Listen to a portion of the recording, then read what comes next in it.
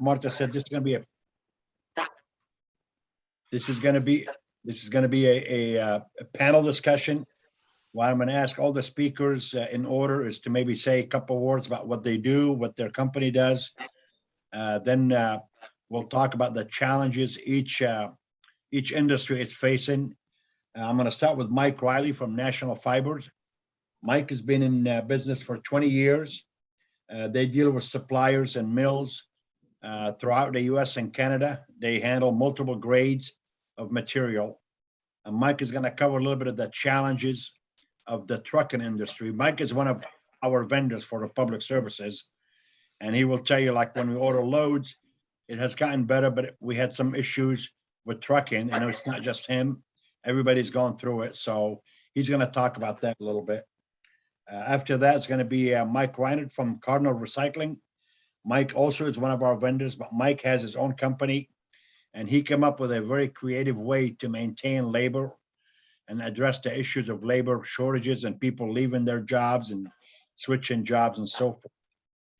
And we also have Bonnie and Marcia from ResourceMFG, which is a temp agency, and they actually work with Midwest Fiber down in Bloomington area to provide temporary help. So they're going to also talk about the challenges they're facing recruiting people and talent and help, not just necessarily for our industry, but anything they're doing actually applies for any of our plants. And then Chad Olson also is going to join us. He's running a little behind. He's going to talk about logistics again in the industry.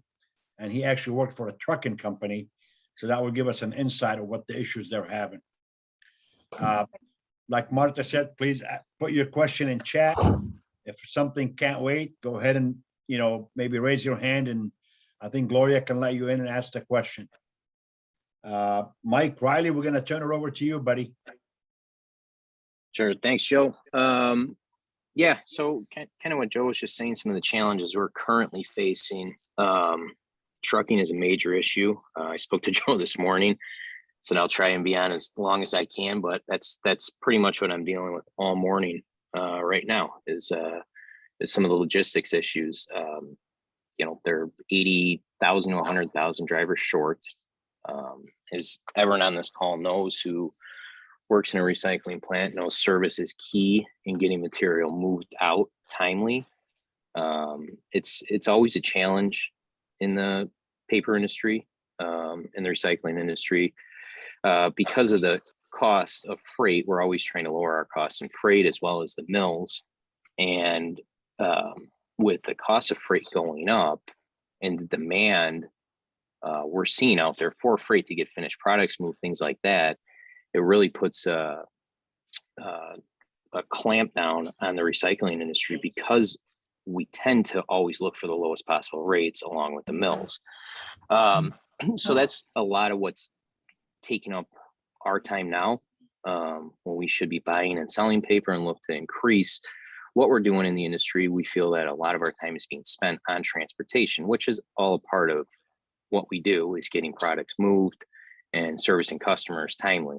But it is definitely becoming a daily challenge where it is consuming a good amount of our time, chasing down trucks, not getting accurate information. There is a lot of good carriers that will be up front, say they can't do it. It may take a couple days.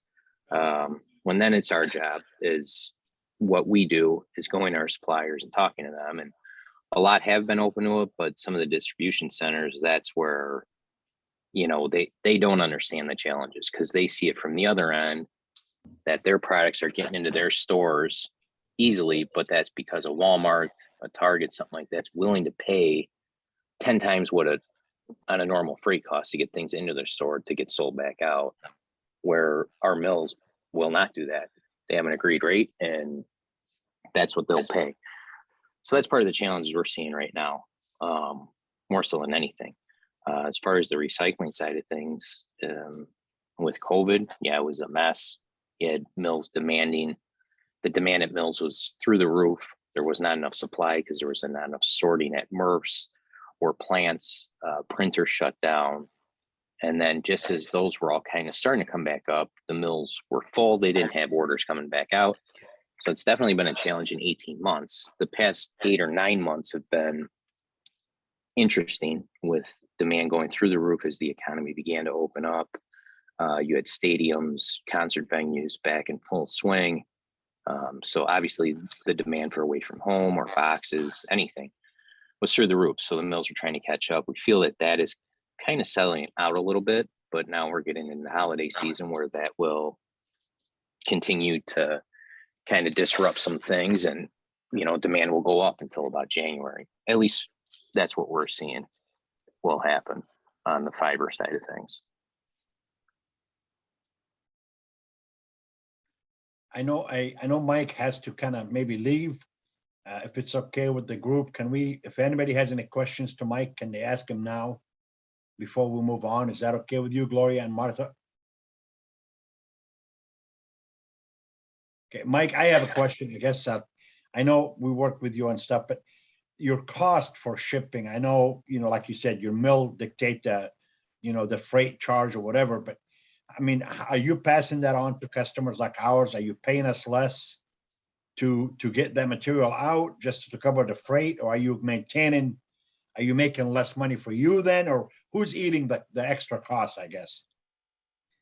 Joe, we really haven't seen it much. I mean, the carriers or the mills are complaining, when they're doing on an FOB basis that their freights are up. Obviously that's why you're probably seeing monthly increases being passed into the market on their finished product. So they have that covered.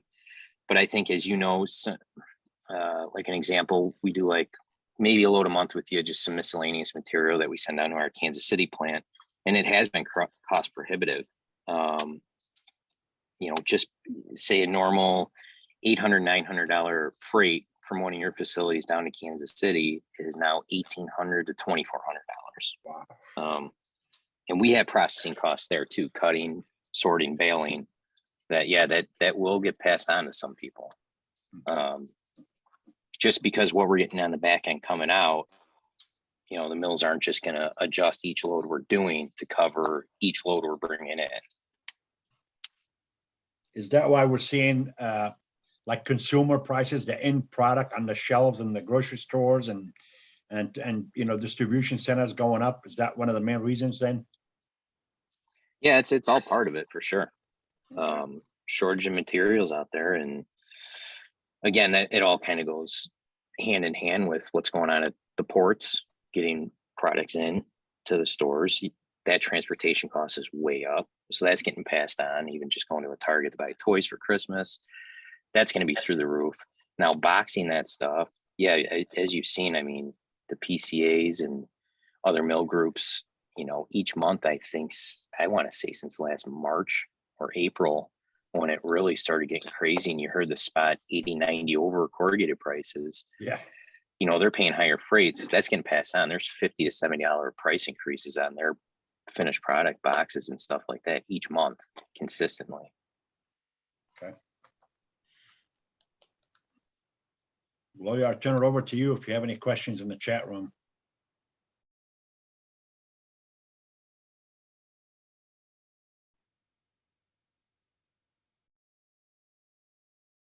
Yeah, no questions so far.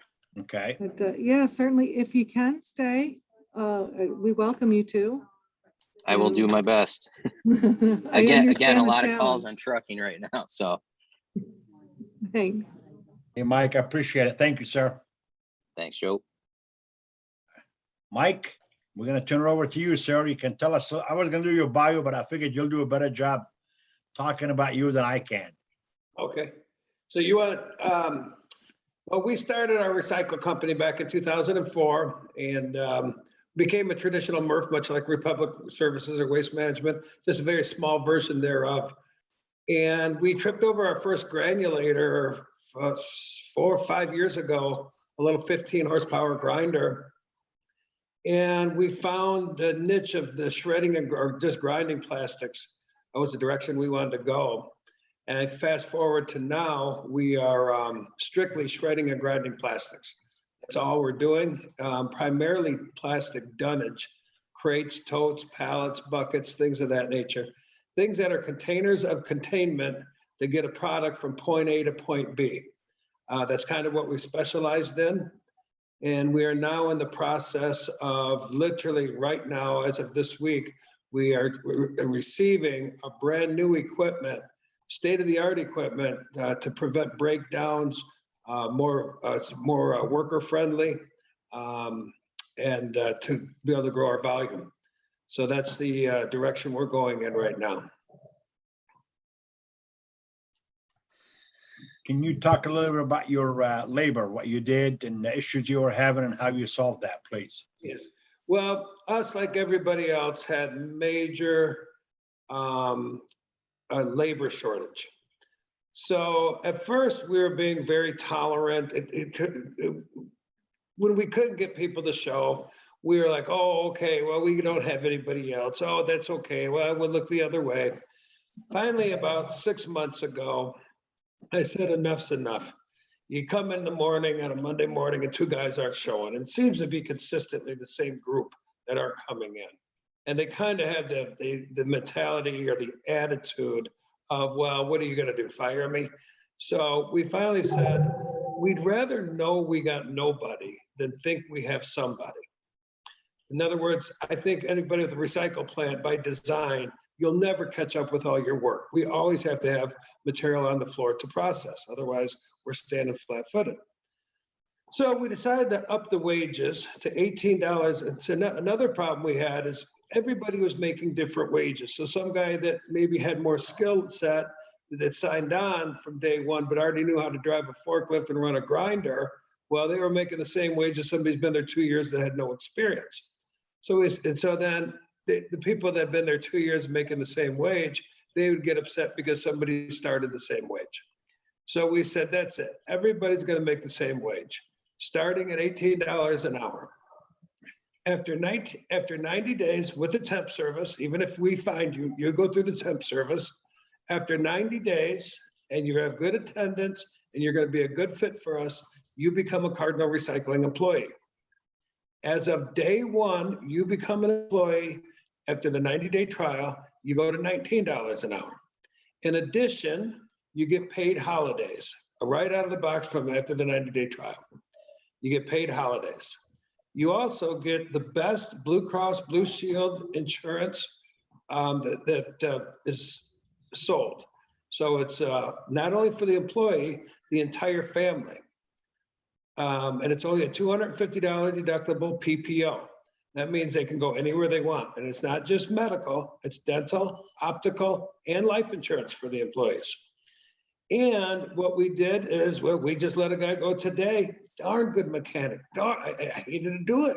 Could not string more than 2 weeks together. So we come in this morning and he had a hurt foot. It's just the standard textbook, excuse book, the death of the family, this thing. So finally I says, enough. I said, we will change the blades on the grinder ourselves. We've done it before, we'll do it again. Because what we're finding, if one guy gets away with it, everybody else wants to get away with it. So going back to our theory, we'd rather know we got nobody than think we have somebody. Because we've all been there. And when your coworkers leave you standing flat-footed, it sucks. And it just makes a harder day for everybody. So if they don't want to be there, I say just let them go about their way, wish them the best, and we move on and get the people that want to be there. And we're finding the team almost kind of flushes out the people with bad attendance because they're not a team member. They're just not. So then the long and short of it, that's kind of what we've done. And, at one time, people used to be afraid to be fired. At one time, I remember I went on unemployment one time in 2 weeks. I was ashamed. I wanted to get my job. And, that's what I think us employers and management, we need to do is, I'm not going to say get back to drive the bus, but quit being so tolerant of poor workmanship and poor attendance and poor attitudes. That's something else in the temp services. We use Express Employment here local. And two things that we found helpful, they opened up a small satellite location. We're in the county seat of Grundy County. Morris, Illinois is. So they opened up a small satellite where there's some more opportunities, because if people are willing to drive there to apply for the job, odds are they're willing to drive there to work at that job. You know, driving an hour away, well, now all of a sudden you're spending 10 hours a week on the road. You know, you drive 10 minutes to work, makes a big difference. It allows people to get to work with maybe not such dependable vehicles. They're driving 10 minutes. They're not putting all that wear and tear on a car. All those things we're trying to play into factors of getting long-term employees. In addition, after 1 year of service, they get an additional 1 week paid vacation and $1 an hour raise. My goal is to have $30 an hour employees, because that means they've been with me for 10 years. That means I'm not training people. That means my machines aren't sitting idle, that I never get that time back. That means that person's capable and is not destroying a machine because he knows how to run it, doing $5,000, $10,000 of damage. So all of a sudden that $1,300 to $1,500 a month, that seems very expensive on the front end. Well, it really isn't if you can get good people. Now, this is a brand new experiment that we're trying. And as a byproduct, I'm also an employee of the company that I own. So me and my wife and children have very good health insurance too, which is nice that we didn't have before. So this is an experiment that we're trying, and so far so good. I know you just started this 6 months ago. Have you noticed less turnover then in your team? Not only less turnover, the quality of people that are coming. And that's another thing I want to touch on. I'm almost telling the Express Employment, listen, if this guy hasn't had a job in a year, there's a reason. So I would prefer somebody that's coming to better themselves. That's why they're coming over, or they've been pretty recently unemployed. Because if they've been sitting home collecting mailbox money for the last year, they're going back to work because somebody's forcing them to, or they're out of money, one of the two. So we're looking for people that are looking for careers, family-minded people. I prefer somebody with a car payment, a house payment. That means they really want to go to work and they're looking for a career. So yes, I definitely am finding that. Okay. All right. Thanks, Mike. We'll probably you're going to stay on for a while, right? For questions afterwards. I'll stick around the whole thing. Okay, great. Thank you.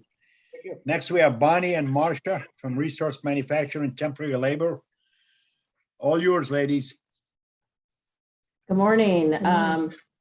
Actually, the name of our company, we don't manufacture anything, so we go by ResourceMFG. So just, sorry. Okay.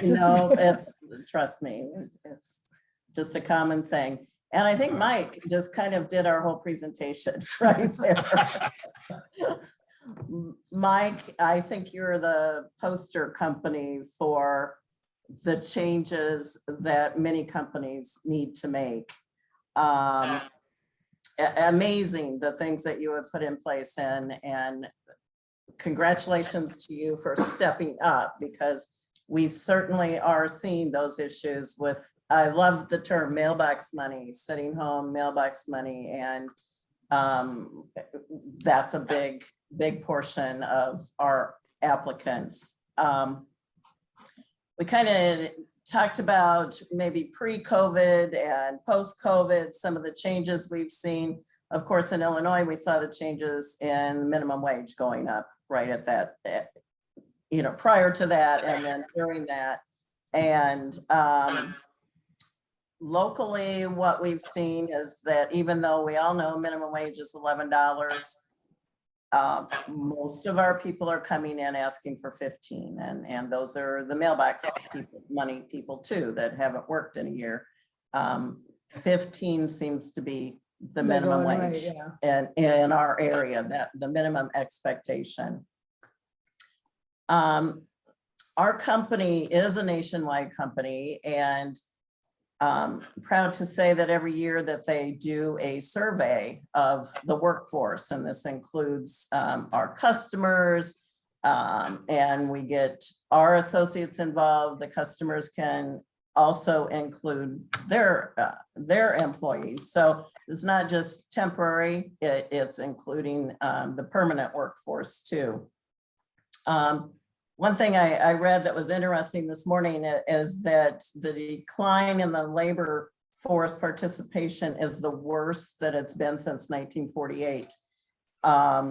4 million people quit the labor force. 4 million people that have stopped looking for a job.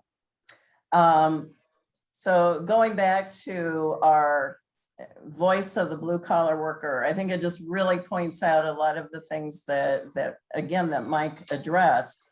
And I would be happy, Gloria, we'd be happy to send this out to you if you would like to share it with your members, because it really does cover a lot of things that that we're talking about here today.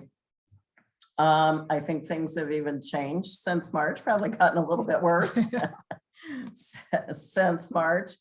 But bottom line is what we found out in March is that pay is still the primary factor in accepting a job. And we just threw that out there that 15 is just a major expectation. Second to that, job security. I think that's changed. I think that's gone down because they know they can go out and get another job very easily. But the shift and that's really important also. So just talking about the recruiting again, post-COVID, pre-COVID, we're not able to get out quite like we were. That has opened up. Our primary referral recruiting source is our own associates, our own workforce. Paying them $100 bonus to bring someone in. Typically speaking, they're not going to bring somebody in that they don't think will represent them well. So, so the word of mouth is a really great way for us to recruit people. Of course, we have, as I'm sure you all do, we have our own website. We're using Indeed, job fairs, flyers, all those typical things that I'm sure most of you all do too. Stayed away from the garage sale signs because they usually get stolen. But you know, these things, the recruiting is a challenge. Frankly, we're seeing people scheduling interviews. They have an opportunity to schedule an interview with us. They don't show up, or we call them, they hang up. It's just amazing. I think unemployment is catching up after the last year on getting back in touch with people. Are they in fact looking for a job? But it's so disheartening that people are not sincere about looking for a new position. So those are the ways that we recruit, but we also find that retaining is a big issue. And frankly, we spend as much of our time in the retaining efforts as we do in recruiting. They need a lot of TLC, I think, and whether that involves how they're getting paid, how they're getting to work, how, babysitting issues. In the Peoria area, we've kind of had an uptick in the last couple of weeks on COVID frequency. So also dealing with that, but our employers are not quite to where you are, Mike, yet. And as far as they're getting there, I think, but that having nobody is better than having somebody. And frankly, that's one of the hard things for us to do because we want to get everybody a job, but we also have to come to grips with that. If you call me up and say you want 10 people on Monday, we all know the likelihood of us getting those 10 people on Monday is very rare. So working with our clients, what's realistic? How can we put together what to help you with your needs are? So we all have to be realistic about this. We all have to keep thinking outside of those boxes. I'm short on a whole lot of new ideas these days, but those are the challenges that we face all the time. And again, pay is number one. It's still number one to entice those people to come back into the field. We thought September 1, the doors would open and people would come running in, and that has not happened whatsoever. Bonnie, anything? I think you got about covered it all. Can you cover a little bit, if you don't mind, about your, like, how do you work with Midwest Fiber? What's the process or the relationship that you guys have? Like, they request labor? Are they mostly forklift operator? Are they sorters? What kind of labors are you looking for a recycling center, basically? It's mostly sorters, single Okay. stream. We have 1 or 2 forklift drivers there. I think the other ones are ones that they've gotten on their own, or they've after they've hired our employees, they've trained. But Okay, it's mostly the sorters, first and second shift. okay. And we've worked with them about 10 years. 10 years and or so, yeah. at least 10 years. Uh-huh. And over the years, always looking at incentives, attendance bonuses, sign-on bonuses, and frankly, those might work for a period of time and then they don't. And I think at this point in time, it's kind of a moot point for those types of things. I think the pay rate is crucial. I have a question on that, but I'll ask you after, when we get to the question session, I guess. So, do you have anything $18 else you sounds- need to tell us? $18 sounds pretty good to us. We'd like to come to Morris, Mike. Anything else you want to add, or you're good? We're good. I think we're good. All right. Again, I'd be happy to send this survey out, and you could use it as you would want, Gloria. Please. Thank you. Chad, are you able to join? Brian, do you Yes, know if Chad joined? Chad is on, yes. Okay, great. Chad, we're gonna turn it over to you if you don't mind. Yeah, no problem. So my name is Chad Olson. I'm a fleet manager for CPC Logistics. I've been in the industry for, I was just did the math, it's hard to believe, but about 29 years. You don't look that old. Yeah, well, I feel it. So,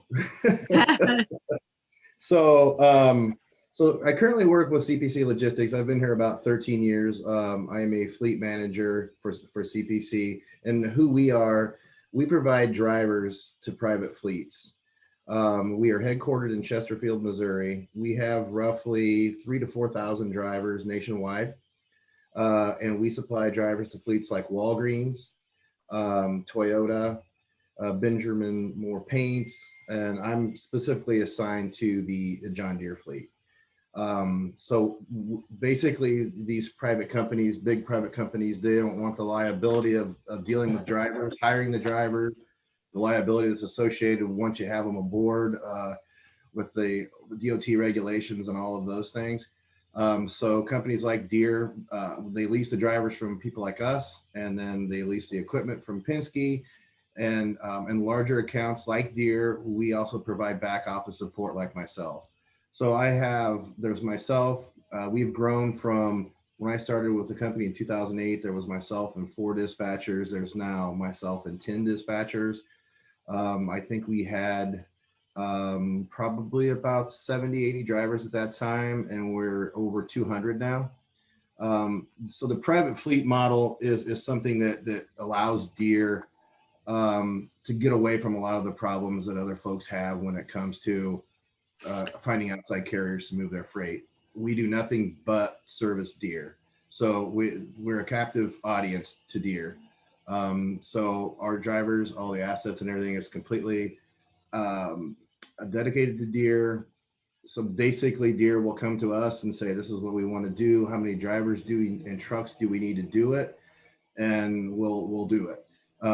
So we currently have drivers domiciled all the way from Portland, Oregon to Syracuse, New York, Texas, Georgia, and all points in between. And our model has greatly changed since I've been here, even in these last 13 years. We used to probably be 80% team. That is dwindled to, I think we have, out of our 200 and some drivers, we have like 7 teams. It's just husband and wife teams are harder to find. People that want to team together, period, are harder to find. And our fleet runs probably 12 to 13 million miles a year on the over the road side. It's next day service. So a dealer will call in, place an order in Texas, and that they expect that freight the next day or so. So we run nightly loads all the way to Oregon, Texas, Georgia. But what's happened to us in the past several years is we've had to change our model. We've had to get creative. We do a lot of relaying of loads now, where in the days past, we may take a load with a team and send it out from here to Texas, for example. Now we have three-man relays to get that same job done, because the market is dictated, the driver market is dictated that we get creative. People don't want to be out all the time. They want to go out, do their job, and come home. So we've set up relay points all across the United States, basically, where we hire these drivers. They go in, they go out, and they're back home. So it's been an interesting model. We've expanded internally too. Deere was having a problem with their imports and exports out of Chicago. There was a points where they had 500-600 exports and imports sitting in Chicago. They couldn't get them in, they couldn't get them out. So they kind of adopted the same over the road model that we have, that we use to move the parts across the United States to the intermodal division. And that's grown from 3 years ago. We moved our first container up to Chicago. Now we've got 60 drivers assigned to that specific division, and we move over 3,000 containers back and forth to Chicago a month. So we've had a lot of success, but it also helps basically for us. It helps because Deere is it funds. We go back to Deere and let Deere know what issues that we see in the market, what problems we're having, and they'll adjust the wages accordingly so that we stay competitive or a little bit above the local competitors. So it's kind of, I guess, nice to have a situation where you have fairly deep pockets to back you, and that's what we've seen. The need has been there to increase the wages. For a while, we were increasing wages every 2-3 months just to keep up and hire drivers. We still need drivers. We could probably hire 15 more drivers right now in just our local division and have plenty of work for them. So, but it's interesting when we have spotters that just move trailers around for Deere, and some of their facilities, they make $25 an hour. We have city drivers that are $26 an hour. Our drivers that move containers back and forth to Chicago are $27 and $29 an hour. We have differentials in place for different shifts, 5% increase for second, third, 8% for third. We've raised our team rate all the way up to 71.5 cents a mile, and that pays over $200,000 to the drivers in that truck. And we have had to do that just to keep things, and we even had trouble finding teams at that rate. So, and some of the problems with trucking is interstate trucking in particular. You have to be 21 years of age to do it. So, a lot of folks that are right out of high school or whatever, they get involved in another field and they just don't come back to the transportation industry, interstate wise. So that creates an issue.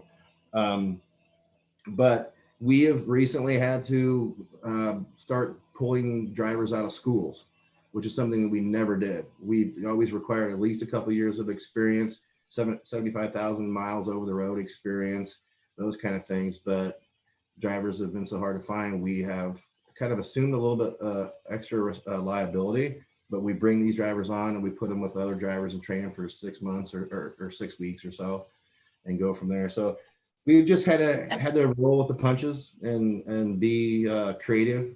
and what we do to acquire drivers. And so far, so good. Our business with Deere, like I said, has grown exponentially over the last 2 or 3 years. And now it's tough because there's the UAW is in the strike. So we're kind of doing we have some issues that we're dealing with there, redirecting. Deere's gobbling up every warehouse that they can all over the United States and moving product in and out of these warehouses. But so it's a unique times, that's for sure. You have to definitely think outside the box. And one of the things that's obviously, like I said, a benefit for us is having the Deere as the backing. You know, there's times when the sky is literally the limit on what they'll do just to keep things moving. So it's kind of that's kind of a little bit about my world, I guess you'd say. Thank you, Chad. Marta, I think we can open it for questions now, or Gloria, can you go through some of the questions you have, please? Sure. There are no questions. Let's see. I thought I saw one earlier from Brian Rhodes.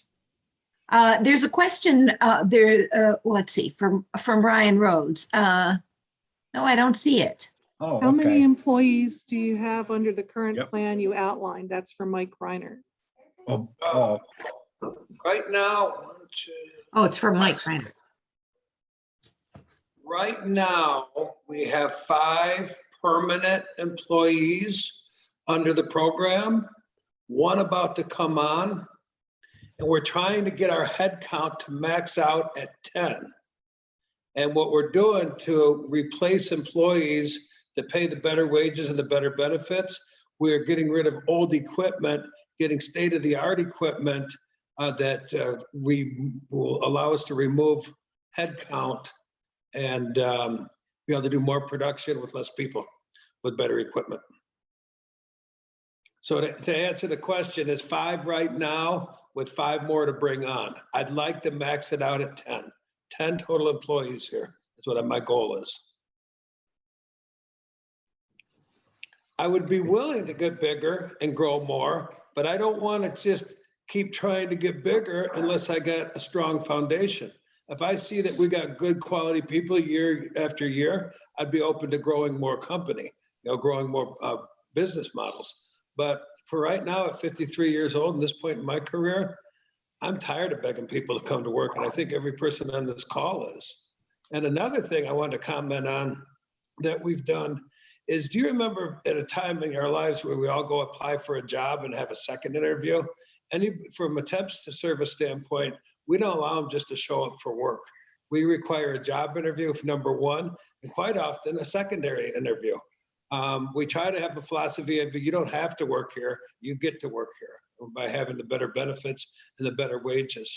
And we're trying to do a little bit better job screening instead of having what we call glove stuffers, just somebody to show up with a pulse. That's another thing we're trying to do. That's good. No, I think a lot of folks grew up with a philosophy, especially those of us that are on this side of 50, Yeah. that you appreciate your employer and show up for them. I don't know if that's I don't want to slight the younger generations. It does seem to have been lost a little bit. There is something to be said for people, I guess, who value the family time too. And maybe we need to find that balance. But right now, it doesn't seem to be working out for all of us. Can you guys still hear me? yep. We can. Yeah, that's another thing that we did. We trying to do 7 to 3:30, 7 to 40, 7 to 3:40 only. I want to do a 40 to 45 hour work week max. And then quite often we like to get out of here at 3 o'clock on Friday. And again, by getting the better equipment, it allows us to do that. We used to be open on Saturdays because of our scrapyard. Those days are done. So I agree 100% with what you're saying, Marta. And it's been nice for me personally as an owner. I got to work 60 hours a week. I'm the owner of the company. And I finally, when I realized I'm not nearly as important as I thought I was.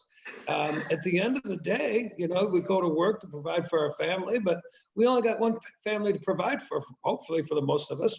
And come in, get your work done, be efficient, and get back home to your family. I have a question for Bonnie and Marcia.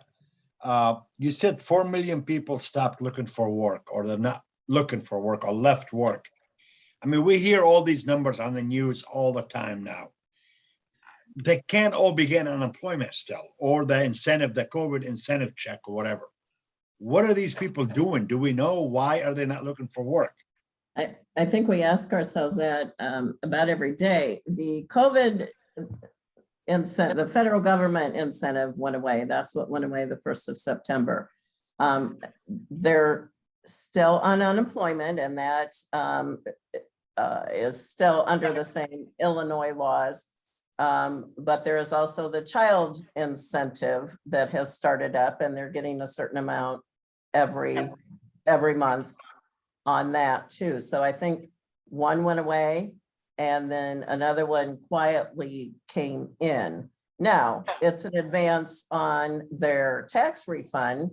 So come January to March, there could be some very unhappy people because they're used to getting a really big refund during that time. Sure. And just don't understand how this kind of advance worked, but that's what they're doing right now. And the unemployment, I think there's been extensions on extensions for that. So we have seen the state getting more aggressive on going back to people, but it's like a year back. So there's a lot of catch up.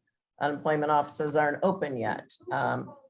But we've had panicked people come in and say, I know I didn't call you, but now the state tells me I owe them $1,000.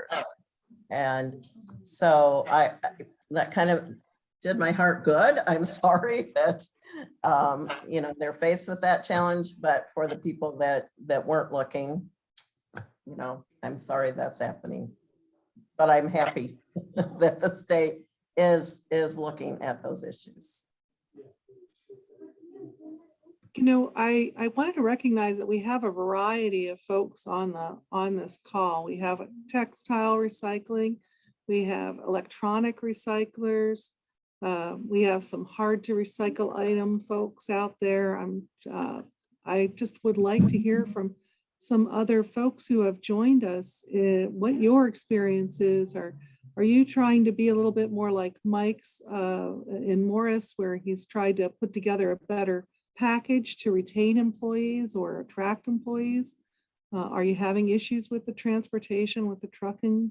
I know Mike had to go, but because he's dealing with the trucking. But I just would love to hear how other folks are trying to approach these challenges.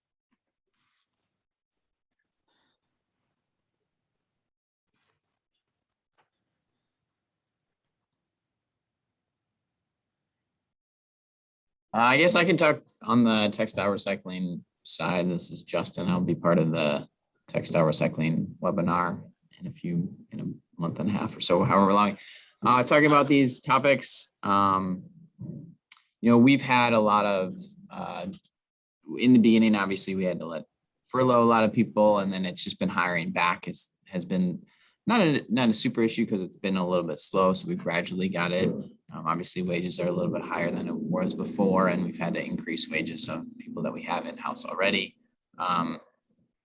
But we've had more unfortunate retirees than people who just left, but they just retired because of all the headache of the last year and a half. And we've been lucky enough to hire, more people, in that sense, but it's just taken longer. There's a lot of interview ghosting. People set up an interview and just don't even, show up, whether it's in person or most of the ones that we do are over Zoom. So we try to do at least 2 interviews for the most part as well, because, if people don't show up for 2 interviews, then they're not going to show up for their job on the next day, which we've had in the past where people just don't show up. They're hired, they sign all the paperwork, but just don't show up, which is head scratching in the sense that you do all the hard work of getting all the paperwork filled out and everything, and then just don't show up. But you know, on the hiring side of things, obviously everybody's dealing with the labor shortage. Throughout my industry, everybody's looking for drivers, you know, like that's the big thing is, you know, driver shortages, whether it's LTL or, you know, just drivers for their own collection services or, you know, us, obviously we've had drivers leave and, you know, thankfully we've been able to hire some more, taken longer than usual, you know, normally we would have, you know, 30 applicants. Now we have 5, you know, but, you know, so it's taking longer to find the right people. Lucky enough, we've had, you know, that trucking is just outrageous, you know, for us importing loads from overseas because we import the raw materials that from the textile recycling side of things, you know, pricing from containers. We ship them over there, they grade them up and cut them up into the racks that we buy back. Just give you an example, you know, the containers coming back used to cost like roughly $2,000. Now they're over $15,000. So it's a major, major jump in regards to the freight, just shipping containers, you know, and then just the time, I won't even go into the amount of extra time it takes too. You would think I'm paying more that it would take shorter, but no. That's my industry, and we can talk about it more next month. But that's what we're dealing with at this point. December 9th, mark your calendars. Yep. Thanks, Justin. Yeah, no problem. Anyone else want to share? I see a number of folks from electronics industry. I don't know, Donna, did you want to speak up, or Jason? I mean, certainly we're having some of the same issues. We tried to recognize the employees. We have an appreciation day for them. We raffled off, large screen TVs, laptops, tablets. Bonuses are given out a little more frequently. Lunch is bought daily for all the staff in the warehouse, anybody for that matter. So, I mean, some kind of some of the same things that Mike's doing. We're always looking for good employees, trying to incentive up.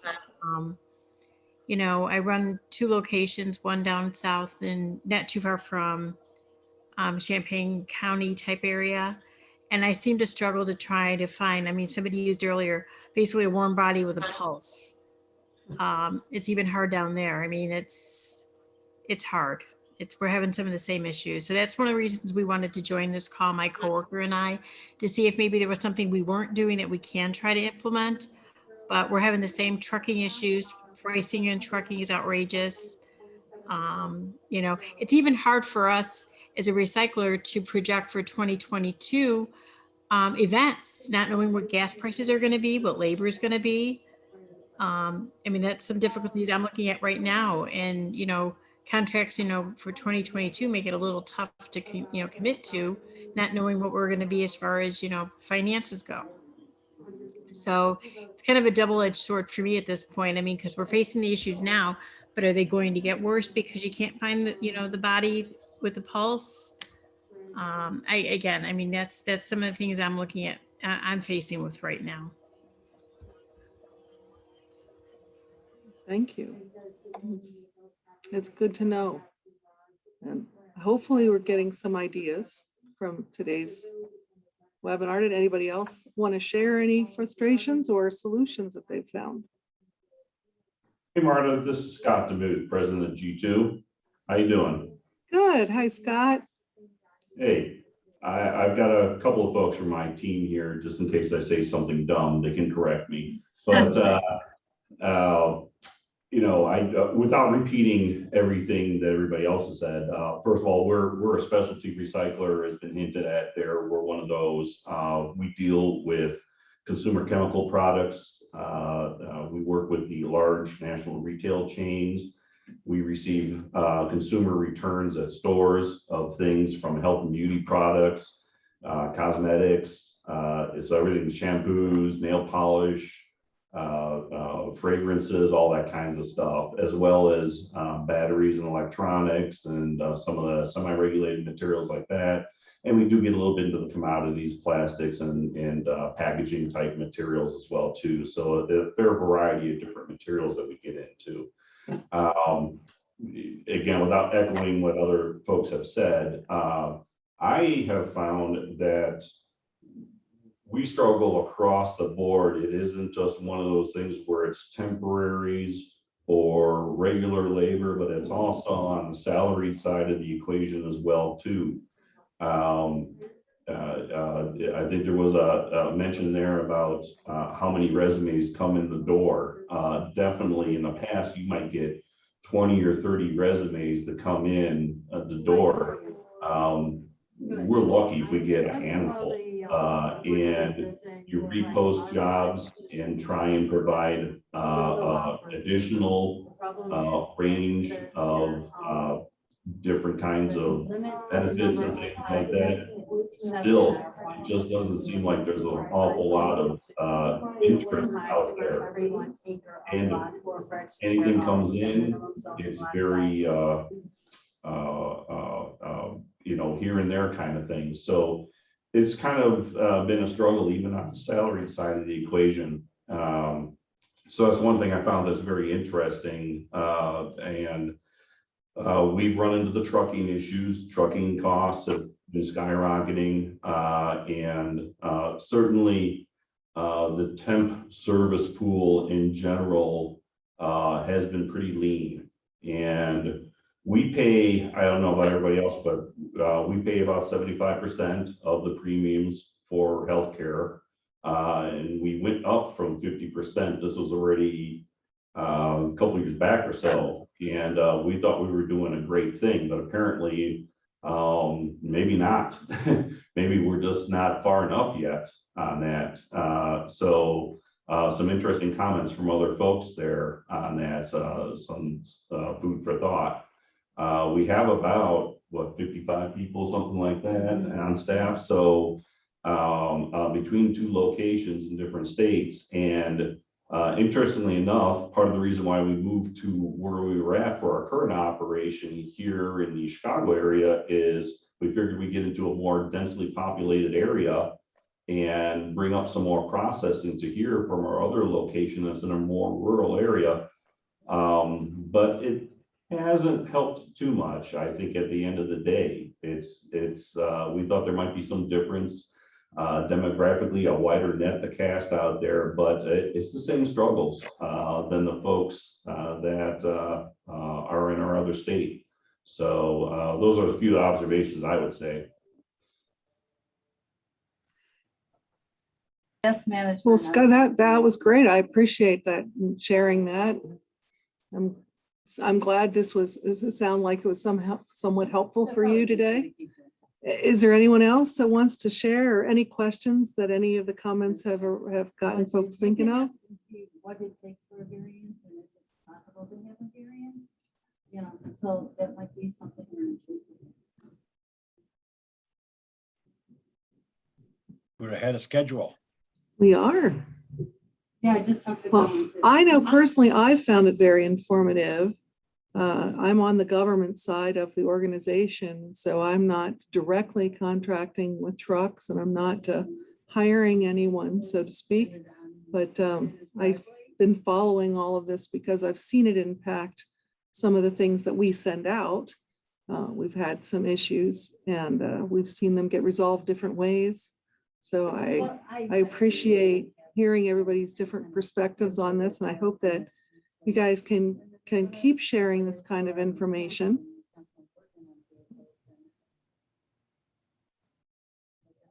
But I know you can't have. Hopefully we'll get together in person at some point too.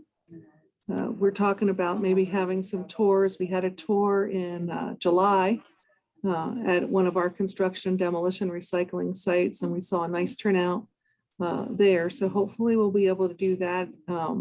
We don't have anything planned for this fall, but possibly in winter or early spring, depending on the location.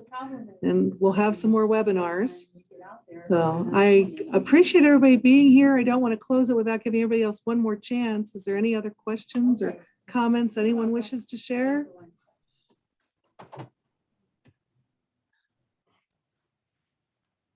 I'm good. Well, thank you all very much for your time, for attending, and to our presenters especially for sharing your knowledge and the ways that you're meeting the challenges. We appreciate that very much. And, Thank we you, look- everybody. Yeah, look forward to Just a quick side note, we will send the recording of this session on to everybody who registered for today's seminar, along with the chat transposition. So look for that in your email. Great. Thanks for that, Gloria. All right. Well, you guys have a great week. Thank you, everybody. Thank you. Thank you. Bye-bye.